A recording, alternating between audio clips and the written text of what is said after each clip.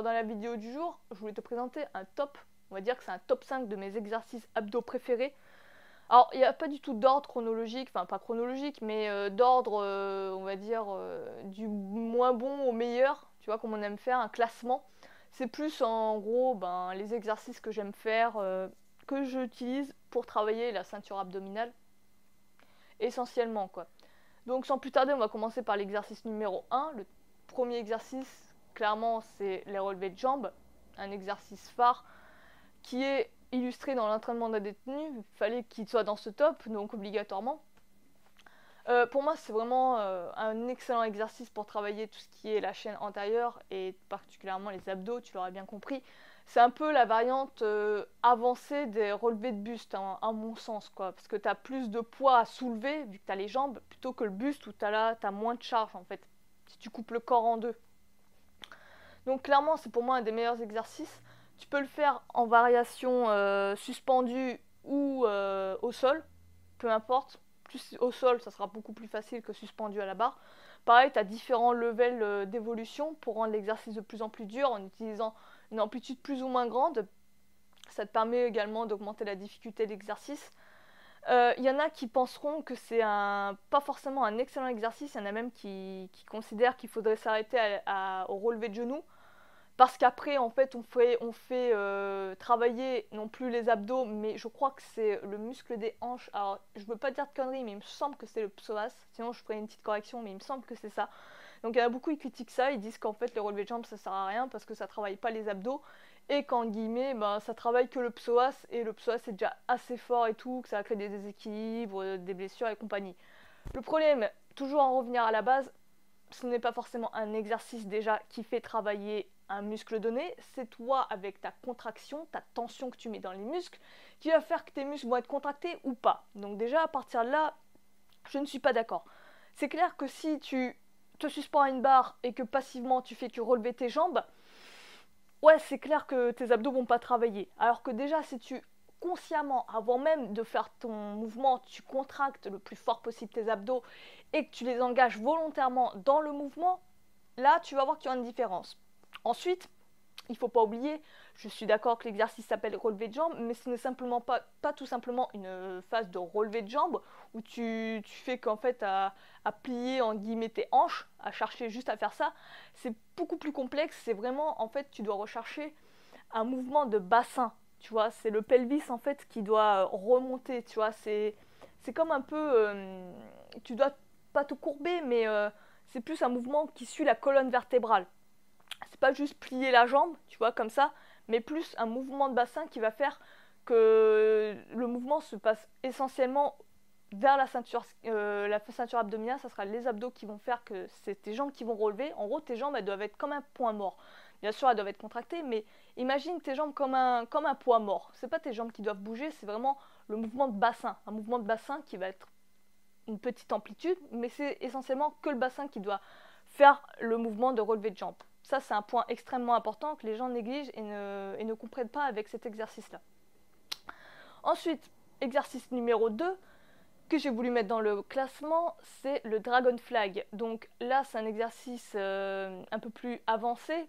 C'est un exercice phare qu'utilisait Bruce Lee pour travailler la chaîne des abdominaux. Je trouve que c'est un excellent exercice parce que c'est en même temps, ça mélange du gainage, mais en même temps de la tension, en même temps du dynamisme. Tu vois, c'est de l'isodynamique, on peut appeler ça comme ça, de l'isotension dynamique, où tu as une forme de gainage et en même temps tu relèves le buste le plus haut possible. Et ça te fait un double travail, c'est vraiment efficace. Par contre, comme je te dis, c'est vraiment un mouvement avancé. Je dirais qu'il faut vraiment déjà bien maîtriser les relevés de jambes avant de commencer à s'attaquer à ce mouvement-là. Après, tu as des variations beaucoup plus faciles. Je pense que je ferai une vidéo sur comment arriver au Dragon Flag. Dites-moi d'ailleurs en commentaire si vous voulez une vidéo comme ça. Là, je commence à arriver en full. J'ai pas encore assez de tension pour le faire, mais là par exemple, ça sera Brad qui fera la démonstration parce que lui il a vraiment une technique nickel au niveau du Dragon Flag. Il a quelques paramètres à améliorer encore, mais clairement elle est beaucoup plus nickel que la mienne, donc je voulais vraiment vous montrer un excellent exemple. Et c'est vraiment un excellent exercice pour travailler tout ce qui est ceinture abdominale. Pareil aussi au niveau du dos, je peux vous dire que ça fait un putain de travail pour le dos et un excellent exercice préparatoire pour le front lever. Donc n'oubliez pas ça, essayez vraiment de pratiquer cet exercice-là. Ensuite, on va passer à l'exercice 3 qui est le Janda Sit-Up. Donc le Janda Sit-Up, c'est un exercice, je pense que tu connais peut-être pas.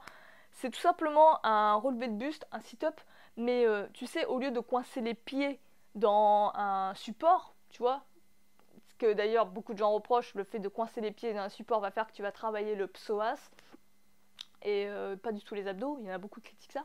Là, justement, tu as une variation qui te permet en fait de moins engager le psoas et vraiment de plus te concentrer sur les abdos. C'est en fait de faire un sit-up, mais en mettant, par exemple, là, Brad mettait une serviette sous les mollets et tirait sur les mollets en me faisant une force contraire à la mienne. Et moi, en attendant, pour ne pas être emporté, je devais en même temps ramener les pieds vers les fessiers. Tu peux faire ça avec un élastique si tu es tout seul, par exemple. Et donc, à partir de là, hop, tu cherches à mettre un maximum de tension. C'est un exercice en fait que Pavel Tsatsouline utilise pour travailler les abdominaux. C'est un excellent exercice pour travailler le mind muscle, je trouve aussi. Tu mets un maximum de tension, un maximum de force, tu contractes le plus possible, le plus fortement possible tes muscles, et tu relèves doucement, en plusieurs phases, tu remontes doucement le buste jusqu'à arriver à un moment où tu es quasi plié en deux en fait. Tu verras de toute façon sur les images à quoi ça ressemble, mais clairement c'est ça. Donc c'est un excellent exercice. J'étais pas fan des sit-ups, mais là ça rajoute une autre difficulté si tu le fais de manière lente et avec une contraction consciente et à chercher à mettre de plus en plus de tension, à solliciter de plus en plus de fibres musculaires. Ça change vraiment la donne. Ensuite, on passe à l'exercice, je sais plus lequel on en est.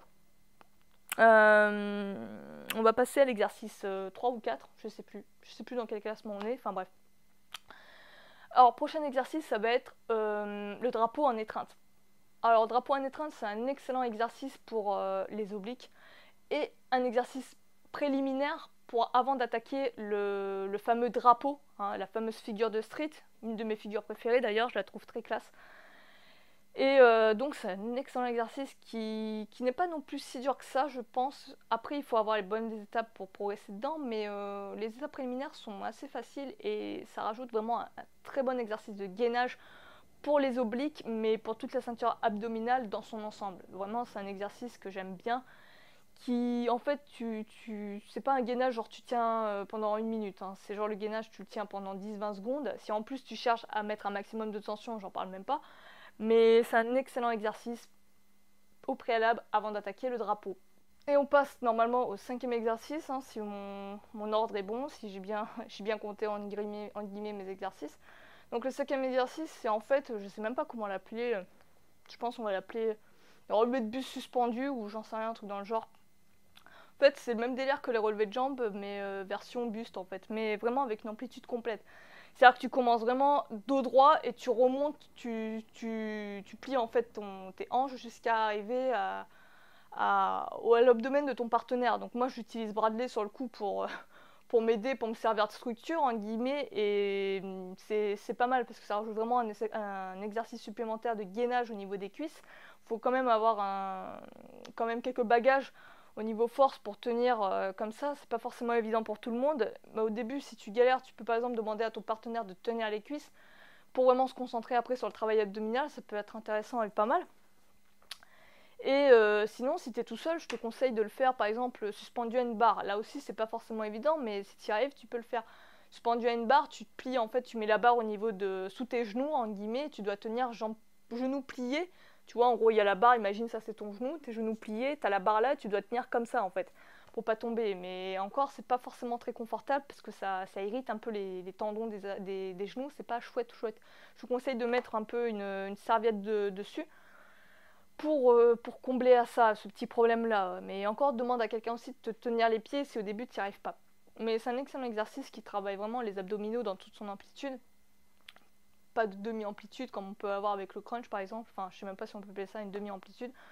Enfin bref, ça c'est un autre débat, mais c'est un excellent exercice. J'aimais bien le pratiquer. En ce moment, je le fais plus trop parce que je suis concentrée essentiellement sur le Dragon Flag. Donc, je fais pas 36 000 exercices en même temps, tu vois. Je me concentre sur un exercice type et après, je retravaille un autre et ainsi de suite.